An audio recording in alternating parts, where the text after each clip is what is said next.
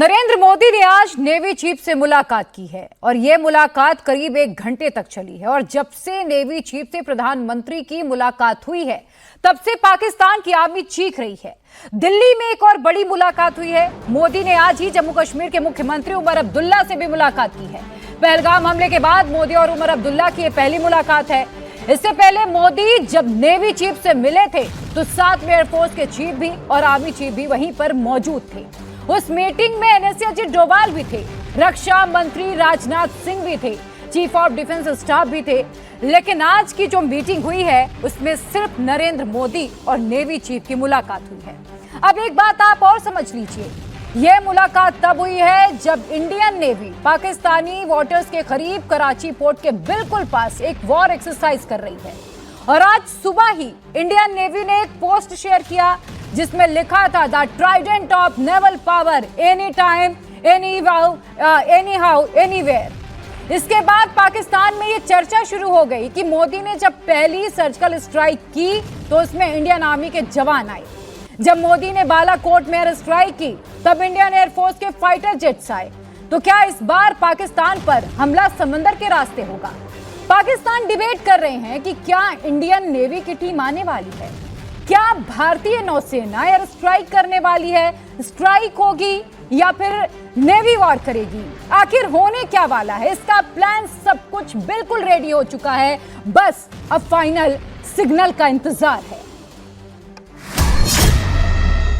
क्या नरेंद्र मोदी अगले हफ्ते पाकिस्तान पर अटैक का ग्रीन सिग्नल देंगे? क्या पहलगाम का बदला 9 मई से पहले ही ले लिया जाएगा? कमिटेड।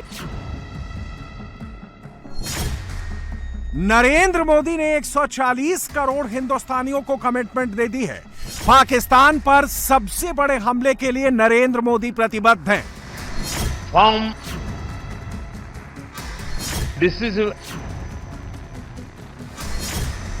तो क्या अगले हफ्ते मोदी पाकिस्तान के साथ वो करेंगे जो काफी फर्म यानी अटल होगा? क्या 9 मई से पहले मोदी कुछ ऐसा करेंगे जो काफी डिसाइसिव यानी निर्णायक होगा?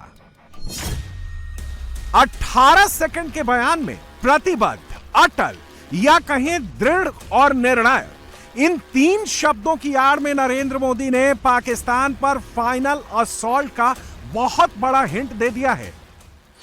We are committed to take firm and decisive action against terrorist and those who support them. हम एक मत है कि आतंकवाद मानवता के लिए सबसे बड़ा खतरा है। 24 अप्रैल को मोदी ने कहा कि मिट्टी में मिला देंगे। 25 अप्रैल को मोदी ने कहा कि खून खौल रहा है। 29 अप्रैल को मोदी ने कहा अटैक का तरीका, टारगेट और टाइम सेना तय करे। और अब 3 मई को मोदी ने कह दिया कि हम दृढ़ और निर्णायक कार्रवाई के लिए प्रतिबद्ध हैं।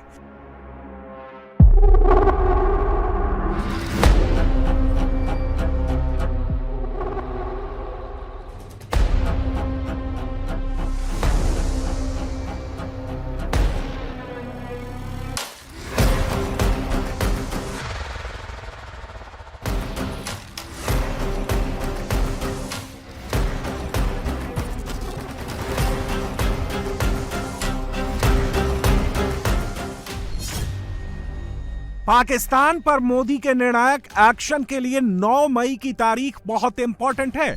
क्या मोदी ने अटैक के लिए यही डेट फिक्स की है? इसके 2 सबसे बड़े हिंट हैं। नंबर 1 ये कि पहलगाम के बाद मोदी ने 9 मई को रूस के विक्ट्री डे परेड में जाने का प्लान कैंसिल कर दिया। और अब खबर आ रही है कि रक्षा मंत्री राजनाथ सिंह भी 9 मई को रूस के विक्ट्री डे परेड में शामिल नहीं होंगे। रक्षा मंत्री की जगह MOS defence Sanjay Seth Moscow जा सकते हैं। पाकिस्तान पर 9 मई को हमले का एक हिंट इंडियन नेवी ने भी दिया है और शनिवार को एक क्रिप्टिक यानी गुप्त पोस्ट किया जिसमें ट्राइडेंट ऑफ नेवल पावर यानी भारतीय सेना के त्रिशूल का प्रदर्शन किया है और मैसेज दिया है कि any time, anywhere, any how, यानी कभी भी, कहीं भी और किसी भी तरह नौसेना हमला करने के लिए रेडी है। नौसेना ने जो तस्वीर जारी की है उसमें एक वॉरशिप है, एक हेलीकॉप्टर है और समंदर में भारतीय नौसेना की सबमरीन है। लेकिन नौसेना के पोस्ट में एक शब्द गौर करने वाला है और वो शब्द है ट्राइडेंट यानी त्रिशूल। इस शब्द का एक इतिहास है। आज से 54 साल पहले भारतीय नौसेना ने पाकिस्तान के कराची पोर्ट पर एक ऑफेंसिव ऑपरेशन लॉन्च किया था जिसका नाम था ऑपरेशन ट्राइडेंट। यह ऑपरेशन 4 और 5 मई 1971 की रात को लॉन्च किया गया था। इस ऑपरेशन में भारत को तो कोई नुकसान नहीं हुआ था, लेकिन पाकिस्तान का कराची पोर्ट पूरी तरह तबाह हो गया। भारतीय नौसेना का हमला इतना करारा था कि उस वक्त कराची बंदरगाह 7 दिनों तक धू धू कर जलता रहा और कई महीनों तक पाकिस्तान इस पोर्ट से कोई कारोबार नहीं कर पाया था। तो क्या इस बार नरेंद्र मोदी ने पाकिस्तान पर ऑल आउट अटैक के लिए, पाकिस्तानी आतंकवाद के खिलाफ निर्णायक लड़ाई के लिए जो स्ट्रेटजी अपनाई है वो 9 मई वाली ही है। 9 मई की तारीख को वैसे भी पूरे पाकिस्तान और पाकिस्तानी फौज के लिए ब्लैक डे के नाम से जाना जाता है क्योंकि 2023 में 9 मई के दिन ही पाकिस्तान में इमरान खान की गिरफ्तारी के बाद वहां की सेना के खिलाफ बवाल हुआ था और जैसे संकेत मिल रहे हैं उससे तो यही लग रहा है कि पाकिस्तान के लिए 9 मई डी डे यानी डेथ डे साबित हो सकता है और इसका डर साफ साफ दिख रहा है। पाकिस्तानी अभी से राफेल करने लगे हैं। राफेल का नाम सुनते ही पाकिस्तानियों को मामा, नानी, दादी सब याद आ रहे हैं। 9 मई को हिंदुस्तान के संभावित हमले का डर ऐसा है कि मुनीर कोर कमांडर्स की मीटिंग बुलाता है, उनसे जंग का मैदान छोड़कर मत भागना, ऐसी कस्में खिलाता है।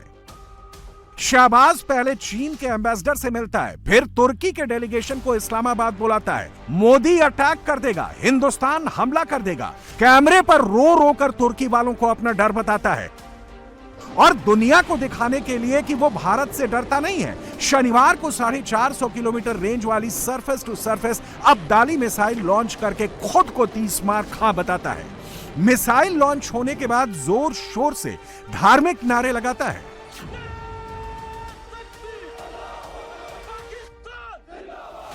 लेकिन पाकिस्तान अंदर ही अंदर इस वक्त कितना डरा हुआ है, सहमा हुआ है। 9 मई को क्या होगा यह सोच सोच कर कितना बावला हुआ पड़ा है। अब आपको इसकी एक झलक सीधे इनसाइड पाकिस्तान में दिखाते हैं क्योंकि पाकिस्तान में इस वक्त यही चल रहा है कि मोदी 9 मई को क्या करने वाले हैं, कैसे हमला करने वाले हैं। पाकिस्तानी ये सोच सोच कर डर रहे हैं कि अब तो अमेरिका ने भी खुलकर मोदी को कह दिया है पाकिस्तानी आतंकवादियों को हंट डाउन करने का ग्रीन सिग्नल दे दिया है। पाकिस्तान पर अटैक के लिए इंडियन आर्म्ड फोर्सेस पूरी तरह से तैयार हैं। हिंदुस्तान की फौज को बस सिर्फ मोदी के ग्रीन सिग्नल का इंतजार है। मोदी पाकिस्तान को सिर्फ मिलिट्री के दम पर चोट नहीं पहुंचाना चाहते, मोदी तो पाकिस्तान की पूरी कमर तोड़ना चाहते हैं। इकोनॉमिक और दूसरे फ्रंट पर नरेंद्र मोदी की यह स्ट्राइक पाकिस्तान पर नॉन स्टॉप हो रही है और इसमें भी 9 मई की तारीख बहुत इंपॉर्टेंट है। 9 मई को आईएमएफ एग्जीक्यूटिव बोर्ड की मीटिंग होने वाली है जहां पाकिस्तान गिड़गिड़ा कर आईएमएफ से लोन की भीख मांगने वाला है। लेकिन मीटिंग से पहले भारत ने आईएमएफ और वर्ल्ड बैंक जैसी संस्थाओं को पाकिस्तान को लोन देने के इरादे पर सोच विचार करने को कहा है। अभी तक आईएमएफ एग्जीक्यूटिव बोर्ड की मीटिंग नहीं हुई है, 9 मई को होनी है, लेकिन पाकिस्तान अभी से यह झूठ फैलाने लगा है कि आईएमएफ ने भारत की मांग खारिज कर दी है, जबकि वास्तविकता यह है कि आईएमएफ से की गई मोदी सरकार की अपील के बाद पूरे पाकिस्तान में पैनिक मच गया है। कहा जा रहा है कि मोदी ना सिर्फ अटैक करेंगे, अटैक करने से पहले पाकिस्तान को कंगाल करके रहेंगे। यानी पाकिस्तान पर मिलिट्री स्ट्राइक से पहले ही नरेंद्र मोदी ने पाकिस्तान की ईंट से ईंट बजा डाली है और ये बात खुद पाकिस्तानी कह रहे हैं। और शनिवार को भी पाकिस्तान पर हिंदुस्तान ने बैक टू बैक कई हमले किए। भारत ने पाकिस्तान से डायरेक्ट और इनडायरेक्ट आयात पर पूरी तरह से बैन लगा दिया है। अब भारत और पाकिस्तान के बीच थर्ड कंट्री ट्रेड भी नहीं होगा। भारतीय बंदरगाहों पर पाकिस्तानी झंडे वाले जहाजों या पाकिस्तानी कंपनी के जहाजों के आने पर भी पूरी तरह रोक लगा दी गई है। मोदी सरकार ने सभी डाक सेवाएं भी पाकिस्तान के लिए बंद कर दी हैं। इंडियन एयर स्पेस पहले से ही पाकिस्तान के लिए बंद है। इंडस वाटर ट्रीटी सस्पेंड होने के बाद पाकिस्तान घुटनों पर है। मोदी ने पाकिस्तान की पूरी सप्लाई लाइन ही काट दी है। पाकिस्तान का स्टॉक मार्केट गिरता जा रहा है। यानी युद्ध शुरू होने से पहले ही, भारत के मिलिट्री स्ट्राइक से पहले ही पाकिस्तान नाको चने चबाने पर मजबूर हो गया है। और पाकिस्तान को इस दुर्दशा में लाने वाला प्लान किसी और ने नहीं, मोदी ने ही बनाया है।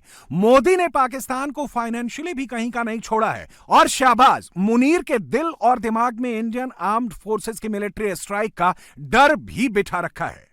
पाकिस्तान बस अब्दाली मिसाइल लॉन्च करके ही खुश है। पाकिस्तान बस एटम की धमकी देकर ही खुश है। सच तो यह है कि पाकिस्तान ना तो भारत का मुकाबला कर सकता है और ना ही परमाणु हमला कर सकता है। हां, भारत क्या क्या कर सकता है, पाकिस्तान ये भी जान ले। भारत पीओके पर कब्जा भी कर सकता है और पहलगाम के गुनहगारों को पाकिस्तान में घुसकर एलिमिनेट भी कर सकता है। ये बात हिंदुस्तान का बच्चा बच्चा जानता है। और अब जब पाकिस्तानी भी यही कह रहे हैं, मोदी इस बार सीरियस है। पाकिस्तान प्रायोजित आतंकवाद का द एंड होना कंफर्म है। वक्त करीब आ चुका है, हमला होने ही वाला है। पाकिस्तान में इस वक्त ऐसे बम का शोर फटने पर आवाज नहीं करता है, एक शोर मचा हुआ है। और जब फटता है तो पूरा देश तबाह हो जाता है, कई पीढ़ियां बर्बाद हो जाती हैं, लोग भूखे मर जाते हैं। पूरे पाकिस्तान में इस बम की दहशत इतनी ज्यादा है कि नेता और आतंकी भारत के खिलाफ एक जुबान बोल रहे हैं।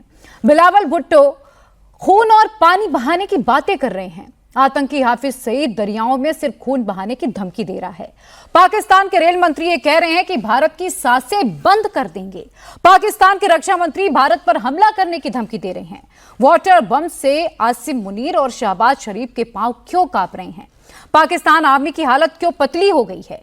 गीदड़ भभकी देने वाला पाकिस्तान क्यों पानी पानी चिल्ला रहा है? इस रिपोर्ट से समझिए आप सब कुछ।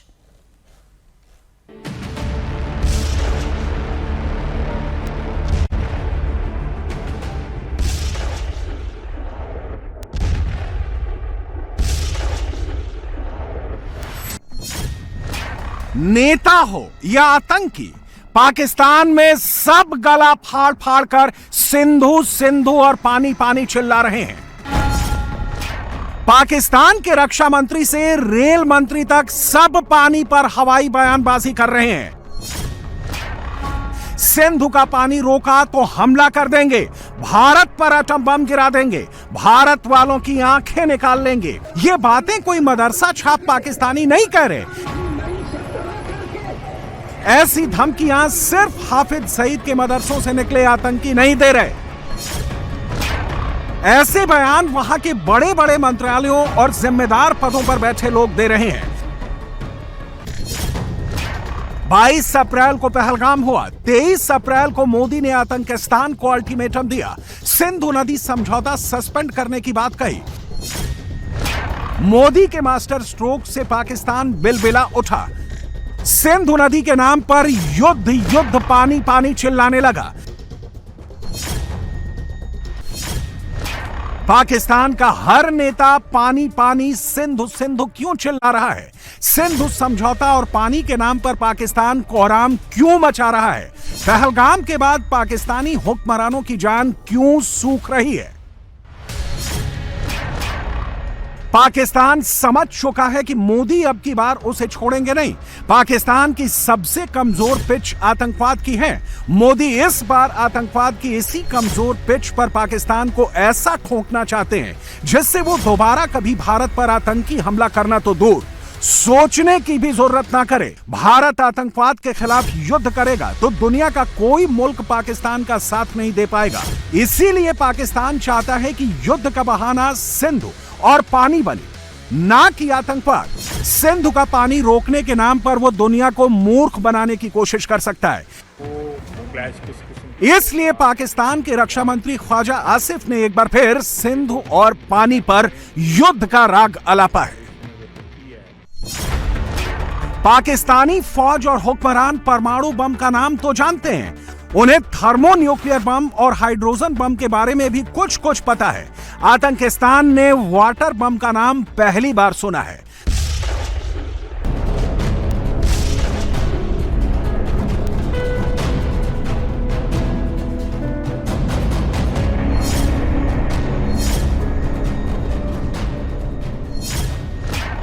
भारत का जो वाटर बम है, जब वो फटता है तो बिना धमाके के दुश्मन बेमौत मारा जाता है। बिन पानी फसलें सूख जाती हैं, बाढ़ से फसलें तबाह हो जाती हैं, हाइड्रो पावर के प्लांट तबाह हो जाते हैं, मुल्क कंगाल हो जाता है। आतंक की पाठशाला में पढ़ी आवाम सिर्फ भीख मांगने लायक रह जाती है। उसके पास भीख मांगने के लिए कटोरा और झोला तक नहीं रह जाता। इसीलिए कराची से लाहौर तक पानी पानी, सिंध सिंध और एटम बम का शोर पाकिस्तान में मचा हुआ है।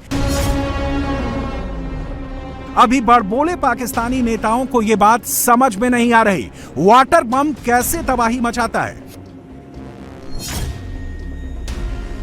मई में हिमालय के ग्लेशियर पिघल रहे हैं, सिंधु नदी में भरपूर पानी है। जून तक ग्लेशियर में जमा बर्फ पिघल चुकी होगी, नदी में पानी कम हो जाएगा। भारत ने अगर जून में सिंधु और उसकी सहायक नदियों का पानी रोक लिया तो पाकिस्तान में बिजली पानी के लिए गृह युद्ध शुरू हो जाएगा। जुलाई में बारिश आएगी, भारत ने पानी छोड़ दिया तो बाढ़ से पाकिस्तान बर्बाद हो जाएगा। उसे आटा दाल और कच्चा बनियान तक के लाले पड़ जाएंगे। पाकिस्तान भूखा नंगा मरेगा। वर्ल्ड बैंक भी भूखे नंगे आतंकिस्तान की मदद करने को हाथ नहीं बढ़ाएगा।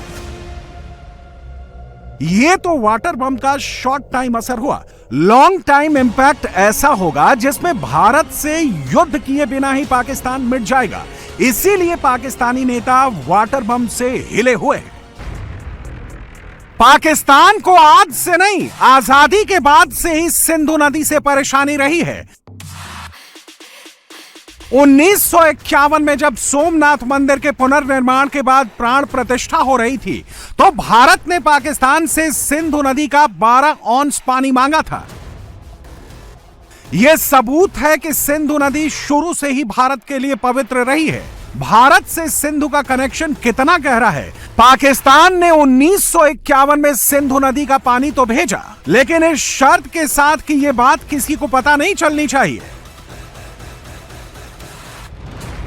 1951 में सोमनाथ से 2025 में पहलगाम तक सिंधु पर पाकिस्तान का रवैया अड़ियल बना हुआ है। वो रोज बयान देता है, भारत अगर सिंधु और उसकी सहायक नदियों में डैम बनाएगा तो पाकिस्तान मिसाइल चलाएगा।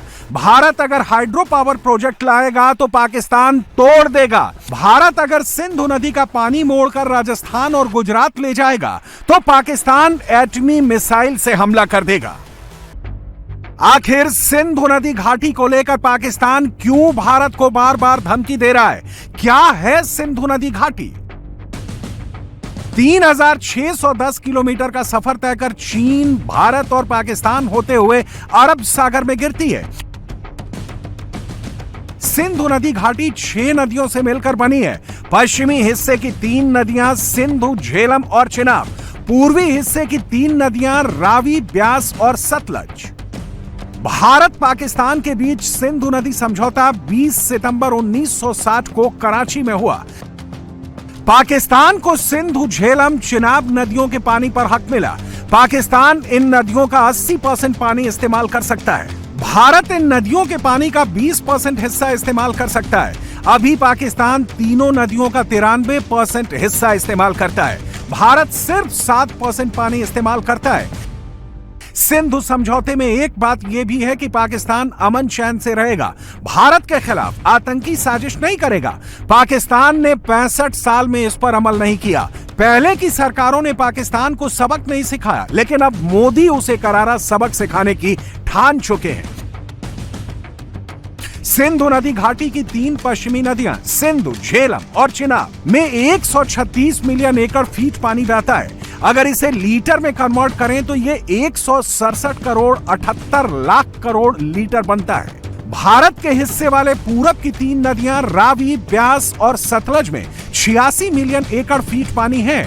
इसे अगर लीटर में कन्वर्ट करें तो करीब 55 करोड़ 53 लाख करोड़ लीटर पानी बैठता है। मतलब सिंधु समझौते में भारत को 1/3 पानी मिला, जबकि छोटे से मुल्क पाकिस्तान को 3 गुना पानी दे दिया गया।